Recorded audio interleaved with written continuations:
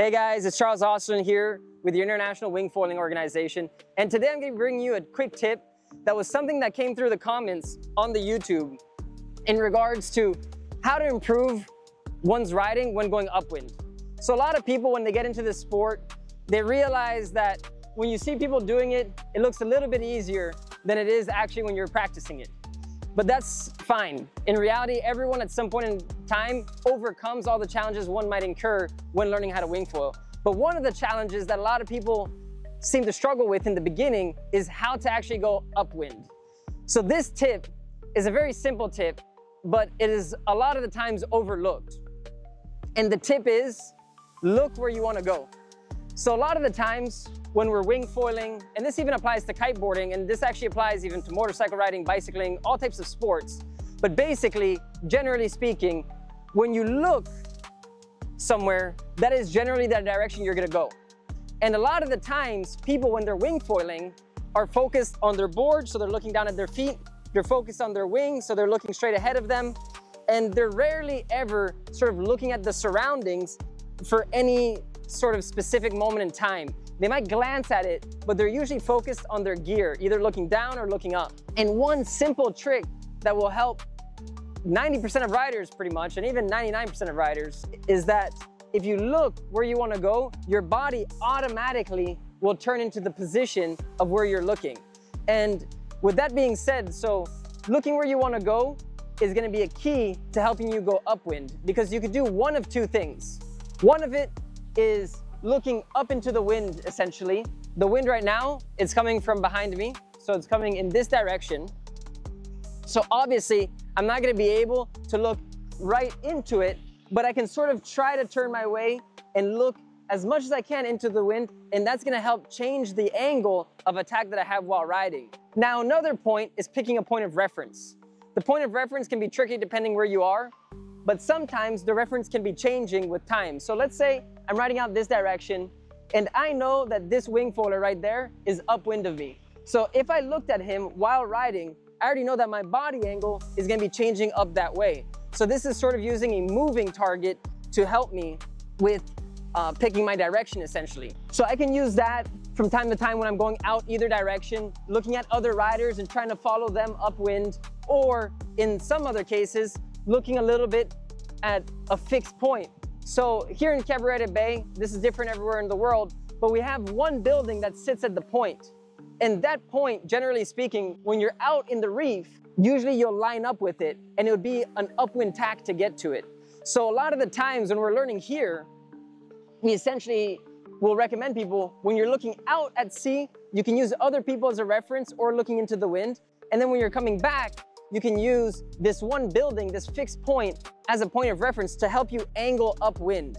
And that is one of the things that you might realize for yourself if you think about it. Whenever you're wingfoiling or kiteboarding or doing any of these sports that require you to go upwind, if you try to fix yourself on the point of where you actually want to go, you'll realize sometimes that you'll miss the mark and you might end up a little bit more downwind of that point. So what's always recommended is look a little bit more upwind of the point you want to go. Eventually, all these things will be second nature, but in the beginning, it's important to get into the habit of looking where you want to go and trying to do that consciously. So I'll grab the wing here so we can just see this a little bit in action. Have it lined up. All right. So I'll get this on my wrist. So if I have my wing here, if I'm holding it in this position, right, and I'm looking at the wing, generally speaking, my body's pretty squared off with it, and the wind's gonna be pulling me down. Now, if I'm looking at my feet, it'll sort of be the same story, that I'll be pulling and the wind's gonna be pulling me, and I'm gonna have a general direction of sort of going down with the wind. But now, let's say I have my wing stable, I feel comfortable on the board, and I look up.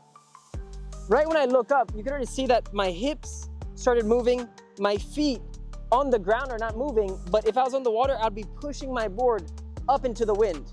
Now, of course, if I go too far up into the wind, what's gonna happen to me? If I keep going up, now I don't have any more power, and then eventually the wing is gonna be pushed into me and I'm gonna be going nowhere. So generally speaking, you're gonna wanna eventually find that right point of attack which is sort of a fun tip here, which is when you're riding, what you can do is that you can try to play with your position and your angle of attack with the wind at the spot. So basically, just like in sailing, if you go too far up into the wind, what will happen? Generally speaking, you'll start slowing down and you'll eventually stall. And in our case, when we're wing foiling, we'll eventually fall off of foil because we go too far upwind.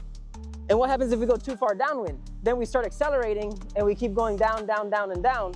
And then we will eventually get out of control, or we're doing a downwind tack or whatever we might be doing. So what we want to do is sort of play with it and try to feel it out.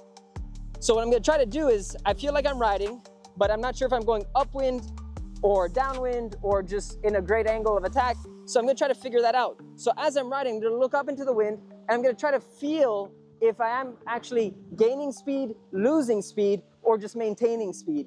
And generally speaking, when you pick a good angle of attack, you're going to not be gaining and you're not going to be losing speed while you're riding. You're going to be pretty stable, pretty comfortable going up into the wind or crossing the wind, essentially. And this applies both ways, whether you're going out to sea or out in the lake or coming back.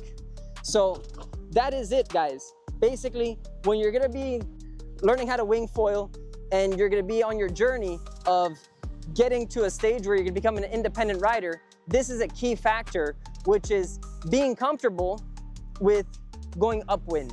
Because if you can go upwind, whether back to land or out to sea or out to the lake, then you're going to be able to essentially get back to where you started. And this is one of the main stages of one of the check marks, essentially, in becoming an independent rider. Apart from being comfortable going out and coming in with all your equipment by yourself, being able to end up where you began is a great milestone to reach, as well as in the future, you'll be able to control where you want to go. So sometimes you might start off here, you'll do a downwind, go down a kilometer or even more, 10 kilometers, and then you'll be able to come back upwind by doing an upwind tack.